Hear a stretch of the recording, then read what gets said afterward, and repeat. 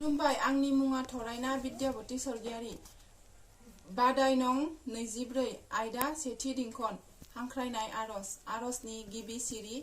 हे आफा बोराइ बाथौ। हे आफा बोराइ बाथौ, नोंखौनो गाबज्रियो जों आफा बाथौनि सेराव। नोंखौनो हांख्रायो जों आफा खेराइसालियाव।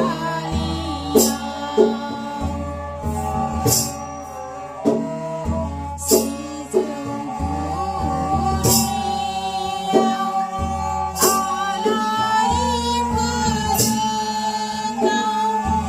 आखाइखौ खबनानै नोंखौनो आरज गाबो।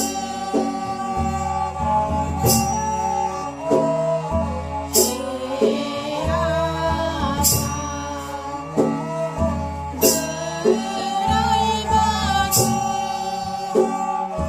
नोंखौनो गाबज्रियो जों आफा बाथौनि सेराव। नोंखौनो हांख्रायो जों आफा खेराइसालियाव।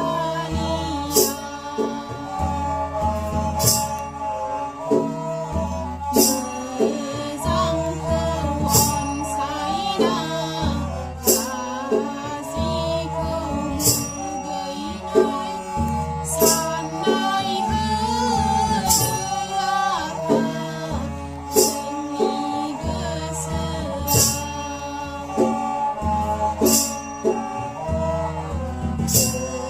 गोथारखौ बजबनाय, गिनायखौ गारनाय गियान होदो आफा जोंनि सोलेराव, जोंनि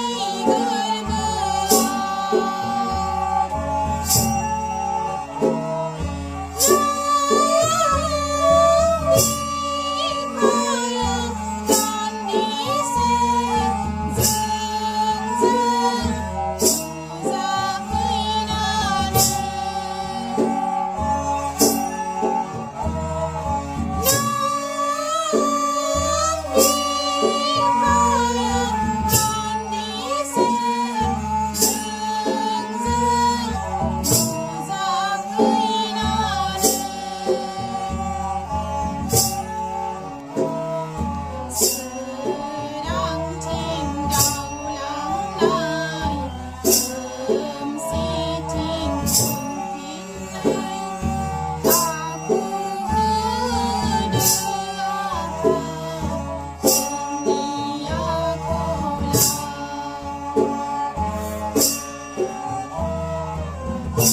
अननायखौ रानसारनाय, रागा दुगा दबथायनाय गोहो होदो आफा जोंनि सोलेराव, जोंनि बोराइ बाथौ।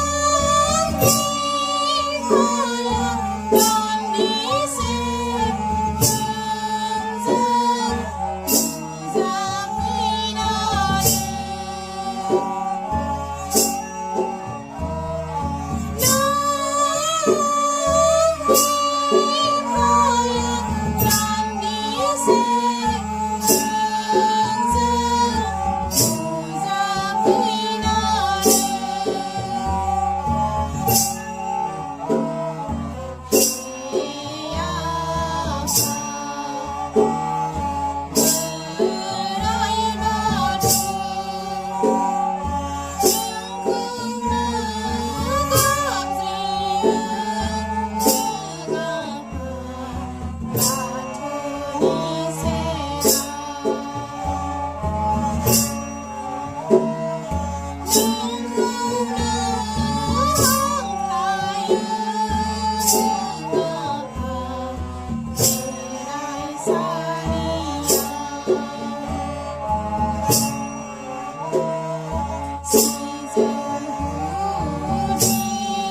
Gõ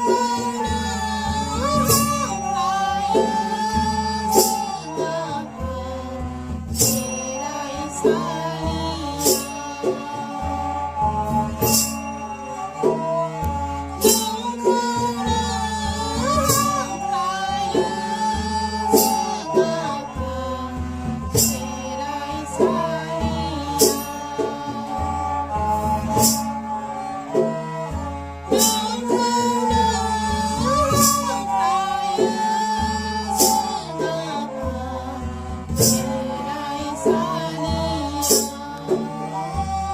lỡ